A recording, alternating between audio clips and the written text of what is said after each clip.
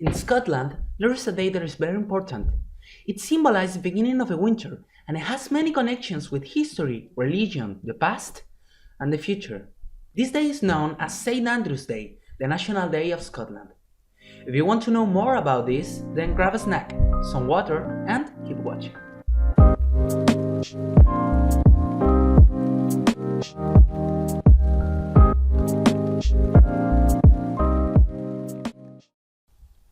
Let's start with this. St. Andrew's Day is an important day for the people of Scotland and it's celebrated on November 30th. Although, in some places like Germany or Romania, this is also a very special day.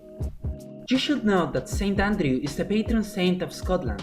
That's why he's so important for them, and that's the reason of why we have to know more about him. As I've been saying, St. Andrew was one of the first disciples of Jesus Christ according to the Christian teachings. Like Jesus, he was chased and martyred for his beliefs, but he refused to be crucified in a T-shaped cross because he said that he was unworthy to be crucified in the same manner as Jesus Christ.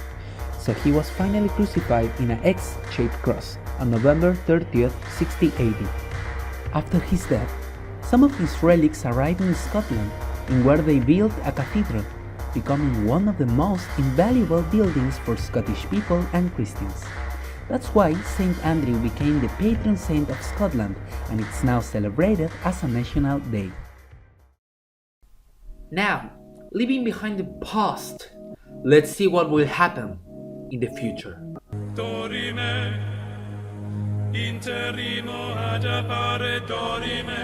Or at least, that was something people used to believe on this day. Some people believed that on November 29th, the young ladies could see the name of their future lover if they threw the skin of an apple to the sky. The shape of the apple skin would be the first initial of their lover's name. Let's focus now on the present and see how Scottish people usually celebrate on this day. In St. Andrew's Day, Scots can have fun in many different ways. Like I said before, some might celebrate with a party called Céilí, in which they use their special costumes, dance their traditional Céilí dancings, and eat their traditional dishes, like haggis, nibs, and taties. Other ones may go to festivals like the Saltire Festival or the Oban Winter Festival. Scottish music, dance, food, drinks, and lots of fun are included. As we keep moving on, we need to remember that this celebration is not exclusive. In other words, in St. Andrew's Day, everyone can be part of this holiday, even if you are a foreigner. To move to another point, I should mention that this day is very similar to the National Day of Chile, the 18 de septiembre. There are many things that we can find similar. First of all, both of these days are celebrated with traditional food, music, and dances in the house or a party. Another thing in common is that in both of these celebrations, there are costumes which can be used to dance and maintain the tradition.